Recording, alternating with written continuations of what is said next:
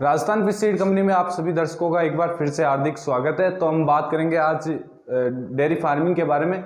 देखिए, dairy farming के बारे में बहुत लोगों ने वीडियो बना रखी है, पर हम बात करेंगे आज डेयरी फार्मिंग के बिजनेस मॉडल के बारे में कि अपन इसके बिजनेस मॉडल को छोटे लेवल से कैसे स्केल कर सकते हैं, कि इसमें क्या क्या चीज़ें होती हैं और ये क्यों प्रॉफिटेबल है और इसमें क्या अलग चीज़ है जो कि अन्य बिजनेस से अलग बनाती है। देखिए, एक जो आपका गोट फार्मिंग का जो बिजनेस होता है वो काफ़ी अच्छा होता है। और इसके अलावा अपन बात करेंगे आज डेयरी फार्मिंग के बारे में।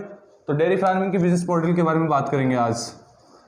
अब डेयरी फार्मिंग के बिजनेस के मॉडल के अंदर भी कई सारी चीज़ें आ गई, जिसमें से एक ही जो नस्ल है उस पर ही बात करेंगे अपन। गाय भैंस गोट फार्मिंग पे इन पे वीडियो ले सकते थे, लेकिन हमने आज जो वीडियो है, जो हमारा कंटेंट है वो देसी गाय के ऊपर है। अब देसी गाय पे ही क्यों हमने वीडियो बनाई है, इसका क्या रीज़न है? तो देसी गाय का जो क्रेज है, वो उसका जो मिल्क की क्वालिटी है वो अन्य जो मिल्क है जैसे गोट का मिल्क है और बफेलो का और जो विदेशी गाय है इनका जो मिल्क है उससे काफ़ी बेटर है। और इसका जो मिल्क है वो A2 कैटेगरी में आता है और इसमें काफ़ी ज़्यादा न्यूट्रिएंट्स वगैरह जो भी पोषक तत्व है सबसे ज़्यादा इसी में होते हैं। तो हम बात करते हैं कि देसी गाय में आप कौन कौन सी गायों को पाल सकते हैं। तो पहला है थारपारकर। थारपारकर के अलावा साहिवाल हो गई, साहिवाल के अलावा हो गई गिर, गिर के अलावा राठी। ये इसके अलावा भी और आती हैं, पर ये जो ज़्यादा पाली जाने वाली वेराइटीज़ है, जो नस्ल है वो ये है। तो इसमें भी साहिवाल जो है वो इसका जो मिल्क है वो मिल्क में भी ज़्यादा मिल्क देती है। दूसरी बात, ये गिर को तो आप सभी जानते हो क्योंकि गिर का क्रेज है वो बहुत ज़्यादा है। अब बात करते हैं कि इनका दूध क्या रेट में जाता है। तो मार्केट में आप कहीं भी ट्राई कर लीजिएगा कि जो A2 मिल्क है उसकी जो प्राइस है वो 80 रुपये से ऊपर ही होती है। कई कई जगह 100 रुपये तक भी बिक रहा है। तो इसकी मार्केटिंग में भी ज़्यादा दिक्कत नहीं है, लोगों को इसकी बहुत ज़्यादा रिक्वायरमेंट है, डिमांड जो है वो बहुत ज़्यादा है और सप्लाई बहुत कम है। और अब बात करेंगे कि इसमें फ़ायदा क्या है अपने को। एक जगह आप मान लीजिए कि इधर तो आप ले रहे हो बफेलो जो भैंस है, भैंस और विदेशी गायें। इधर हम बताएंगे देसी गाय, ठीक है। अब इसमें और इसमें क्या डिफरेंस है। तो विदेशी गायों पहली चीज़ मैं आपको बता दूं कि इनमें जो है रोग प्रतिरोधक क्षमता बहुत कम होती है भाई, और इनमें रोग प्रतिरोधक क्षमता बहुत ज़्यादा होती है इनके मुकाबले। मतलब कि अगर आप देसी गाय पाल रहे हैं आपके डेयरी फार्म पे, तो मान लीजिए कि मेडिसिन के लिए डॉक्टर बहुत ही कम यूज में आएगा, क्योंकि ये अपने वातावरण के अनुरूप अपने को ढाल लेती है। लेकिन ये जो भैंस और विदेशी गाय है इनमें आपका जो मेडिसिन का खर्चा है वो बहुत ज़्यादा है और इनकी मिल्क की क्वालिटी भी कम है। अब अगर दूसरी बात करेंगे कि इनमें जो है बजट कितना आता है, तो ये जो भैंस विदेशी गाय है इनके चारे का खर्चा बहुत ज़्यादा है इनमें। भैया, इनके चारे के खर्चे के बजाय इनमें चारे का खर्चा आधा है, ठीक है। तो खर्चा भी आधा हो गया, मेडिसिन का खर्चा भी नहीं है, और आपका जो चारा है उसकी भी रिक्वायरमेंट आधी हो गई यहाँ पे, ठीक है। तो अब हम बात करते हैं फिर इसके बाद में तीसरी बात, ये स्केलेबल बहुत कम है। इसको स्केल करने में बहुत ज़्यादा टाइम लगेगा और इसको स्केल करने में बहुत कम टाइम लगेगा। अब ये क्यों कम टाइम लगेगा इसके बारे में हम बात करेंगे, और यही आज का मेन टॉपिक है भैया।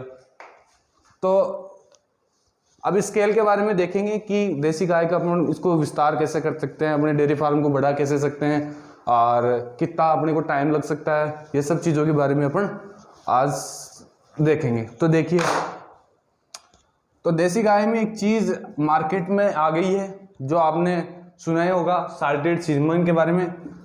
साल्टेड सीमन क्या है? क्या है साल्टेड सीमन? तो साल्टेड सीमन है कि अगर आप ये वाला सीमन देसी गाय के लगाते हैं, देसी गाय में थारपारकर, गिर, राठी, साहिवाल, इनके अगर आप ये सीमन लगाते हैं तो इसमें बछड़ी होने के चांसेस 90% से ज़्यादा होते हैं। यानी कि अगर आपने ये सीमन लगाया और ये मार्केट में अभी बहुत कम प्राइस में मिल रहा है, और एरिया के अनुसार देखें तो अभी इस टाइम पे, पहले तो इसकी प्राइस ज़्यादा थी लेकिन आज के टाइम पे इसकी प्राइस को कम करके 500 रुपये से लेके 600 रुपये तक कर दी इसको। ये प्राइस हो गई इसकी साल्टेड सीमन की। और नॉर्मली आपकी जो अदर जो सीमन होते हैं उनकी प्राइस भी 200 रुपये से 300 रुपये तक लग जाती है, लेकिन इसमें बछड़ी होने के चांसेस 90% है, यानी कि अपने इसको स्केल बहुत ज़्यादा कर सकते हैं। बात आ गई ये। तो मान लीजिए आपने डेयरी फार्म चालू किया 10 गायों से, ठीक है, 10 गाय से, किसी ने कम किया, किसी ने 2 गाय से किया, किसी ने 1 गाय से किया। आपने 10 गाय से डेयरी फार्म चालू कर दिया भैया। तो अब इसमें क्या सिस्टम है क्या नहीं है। तो 10 गाय से आपने ये बिजनेस स्टार्ट किया है, तो इसमें क्या होगा कि आपने साल्टेड सीमन लगाया, इसमें 90% चांसेस से ज़्यादा होंगे तो आपकी इसमें बछड़ी होगी, ठीक है। तो पहली साल में आपके दूसरी साल में इनके साथ बछड़ी भी आ जाएगी, या फिर आपने ब्याने से पूर्व इसको गाय को खरीदा है तो उसका फर्क पड़ सकता है। बाकी इसके अलावा आपके 90% बछड़ी ही होगी। तो आपने इसके सीमन लगाने के बाद में जो 10 गाय है उनमें से 99% चांस है कि 90 गाय से 10 में से 9 बछड़ियों से ज़्यादा 9 से ज़्यादा बछड़ियाँ होगी। हो सकता है 10 भी, मैक्सिमम चांस है 10 होने के भी, पर 9 बछड़ियाँ होगी, ठीक है। तो पहले साल में अपने हो गई 9। अब आपके शुरू में टाइम लगेगा 3-4 साल, 5 साल, 6-7 साल तक आपकी ये बढ़ती जाएंगी, ये इनको जो वयस्क हो जाएंगी, इसके बाद में ये भी ब्याएंगी, और इनके ब्याने के बाद इनके जो बछड़ी होंगे ये भी ब्याएंगे। तो इसके अकॉर्डिंग आपका बिजनेस स्केल होता जाएगा। अब ये मान लीजिए कि जब आपके पास में 400-500 गाय हो गई है, 400-500 गाय के बाद में, अब मेन जो चीज़ है मैं आपको यहाँ बता देता हूँ कि 400-500 गाय होने के बाद आपका जो बिजनेस मॉडल है वो कैसा होगा, इसमें इनकम कितनी होगी और किस हिसाब से ये रन करेगा।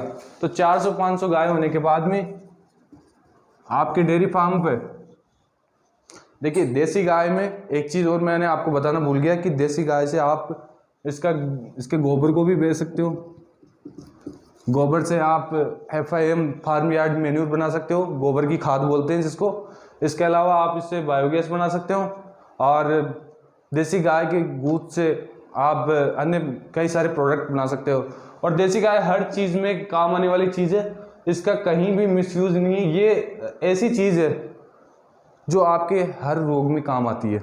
जो गाय का दूध होता है, जो गाय का दूध होता है, ये चीज़ें आपके किसी भी रोग के निदान के लिए बहुत ही अच्छी है।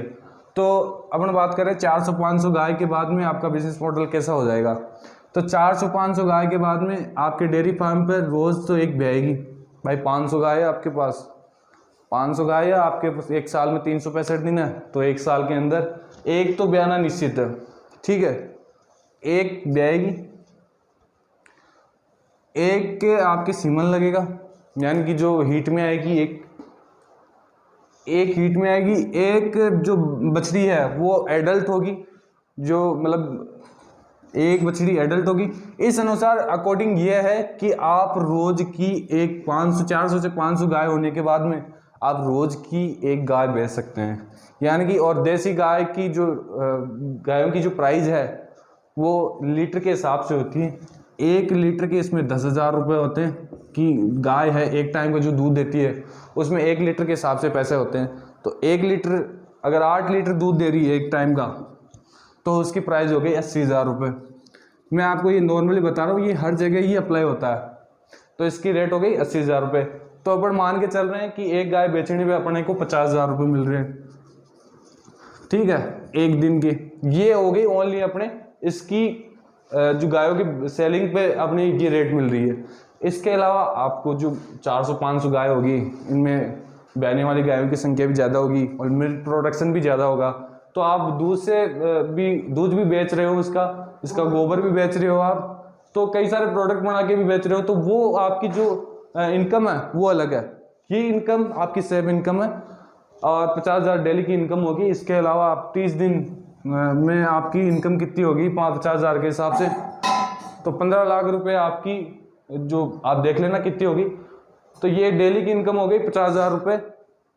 तो इसके अकॉर्डिंग अगर आपको ये बिजनेस मॉडल अच्छा लगा हो तो हमारे चैनल को सब्सक्राइब कीजिए और आगे से आगे शेयर कीजिए, ताकि जो किसान है वो इस चीज़ को समझे कि किसान क्या करता है कि वो छोटे लालच में रहता है, लेकिन वो उसको ये नहीं पता कि अगर अपने एक बिजनेस मॉडल में 10 से 15 साल लगाएंगे तो उसके बाद में ये बिजनेस आपको करोड़ों कमा के दे सकता है।